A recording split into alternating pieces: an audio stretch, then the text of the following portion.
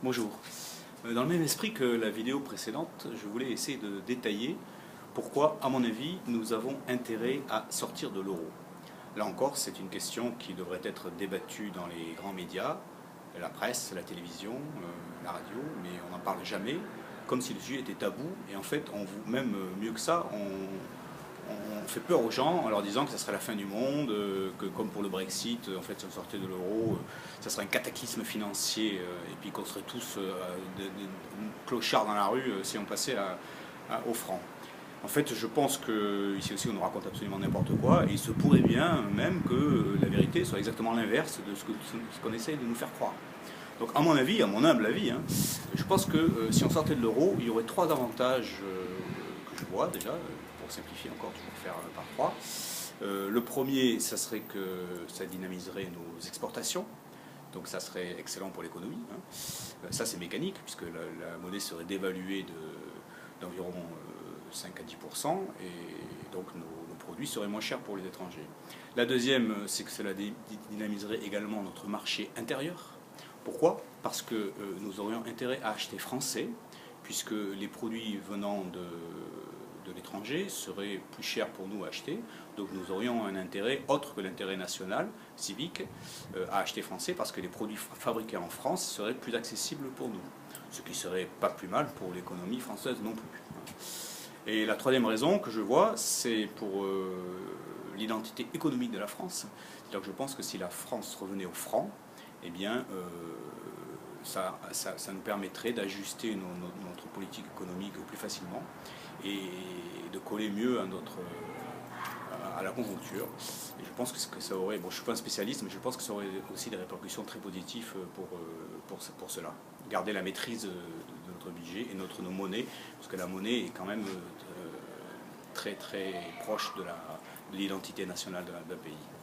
Voilà, alors maintenant je vais vous parler aussi, essayer de contredire les peurs que l'on cristallise autour de la sortie de l'euro, parce que je pense qu'elles sont totalement infondées.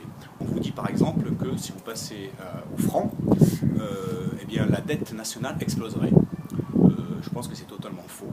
En fait, la dette nationale, il faut savoir qu'elle serait automatiquement par une loi internationale, donc, et par les contrats de prêt, elle serait automatiquement convertie en nouveaux francs. Et ce nouveau franc, donc, toutes les dettes devraient être payées en nouveau franc et non pas en euros. Si le nouveau franc est inférieur à l'euro, en dollars, ça veut dire qu'en fait la valeur de notre dette baisserait au contraire, au lieu d'augmenter comme on vous dit. Donc c'est exactement l'inverse. Ensuite, on vous dit aussi que vous perdriez votre pouvoir d'achat, que tout le monde serait pauvre et que ce serait la catastrophe. Alors là, je ne pense pas que ce soit le cas. Si vous êtes payé en francs, puisque vous seriez plus payé en euros, vous serez payé en francs, et que vous avez des francs, vous achetez des produits qui sont en francs, qui sont fabriqués en France, par exemple, ça sera pareil. Les produits qui viennent de l'étranger seront un petit peu plus chers. Mais ça, je pense qu'il y a beaucoup de personnes en France qui ne seraient pas contre, que les produits qui viennent de l'étranger sont un peu plus chers que les produits qui sont fabriqués en France. Ce qui paraît totalement logique, et non seulement logique, mais écologique aussi. Parce que quand un produit a traversé l'Atlantique, qui a franchi 15 000 km en arrivée, et qui soit moins cher que les produits français, c'est contre nature, et en fait, c'est un facteur énorme de pollution, et c'est contre l'écologie mondiale, pas seulement la France, mais le monde. Et enfin, on vous dit aussi que tous les prêts personnels que vous avez vont vous mettre sur la paille. Mais non, là, c'est comme pour la dette française, c'est pareil. Vous gagnez votre vie en nouveaux francs et tous vos prêts sont convertis en nouveaux francs. Donc, comme avant, vous remboursez vos frais. Dans la monnaie que vous gagnez, vous remboursez vos dettes et ça ne change strictement rien. Donc je pense que le passage à l'euro serait une très bonne nouvelle encore pour l'économie française.